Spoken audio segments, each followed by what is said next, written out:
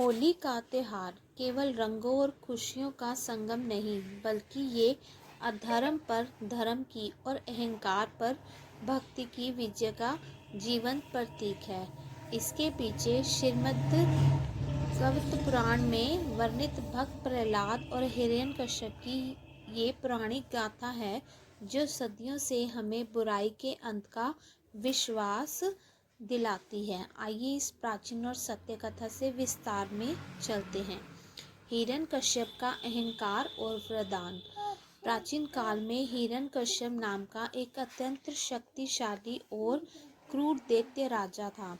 उसने ब्रह्मा जी की कठोर तपस्या करके एक ऐसा अद्भुत वरदान प्राप्त कर लिया था, जिसने उसे लगभग अमर बना दिया था। वरदान ये था कि वह ना दिन में मरे, न रात में, न घर के अंदर मरे, न बाहर, न अस्त्र हाथ से फेंके जाने वाले से मरे, न शस्त्र हाथ में पकड़कर चलाने वाले से, न मनुष्य से मरे, न पशु से।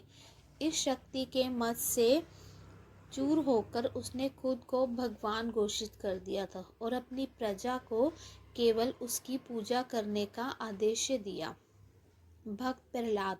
असुर कुल में विष्णु भक्त हिरण्यकश्यप का अपना पुत्र प्रहलाद बचपन से ही भगवान विष्णु नारायण का परम भक्त था।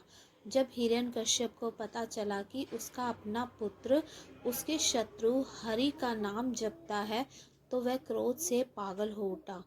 उसने प्रहलाद को मारने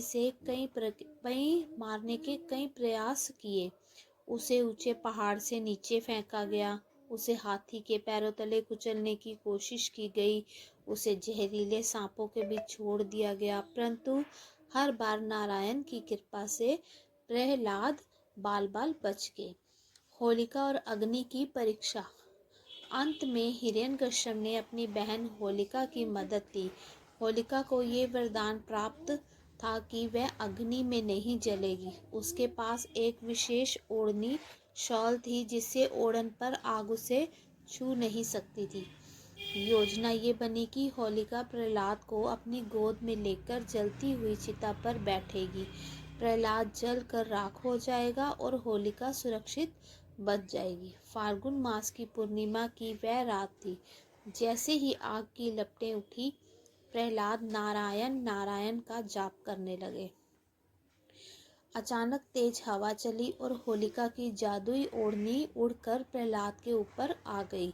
अधर्म का साथ देने के कारण होलिका जलकर भस्म हो गई, जबकि प्रहलाद अग्नि के बीच से सुरक्षित बाहर निकल आए। भगवान नरसिंह का अवतार। होलिका दहन के बाद हिरण्यकश्यप का क्रोध चरम पर था। उसने प्रहलाद से पूछा, बता तेरा भगवान कहाँ है? प्रहलाद ने कहा, प्रभु हर जगह है, इस खंबे में भी। हिरण्यकश्यप ने जैसे ही खंबे पर प्रहार किया, भगवान विष्णु नरसिंह अवतार आधा मनुष्य आधा सिंह के रूप में प्रकट हुए। उन्होंने ब्रह्मा जी के वरदान का सम्मान रखते हुए हिरण्यकश्यप का वध कुछ इस तरह किया। समय गोधूली बेला, न दिन न रात। स्थान महल की दहलीज, न घर के अंदर न घर के बाहर। अस्त्र शस्त्र अपने नाखूनों से, न अस्त्र न शस्त्र। स्वरूप नरसिंह, न पूर्ण मनुष्य न पशु।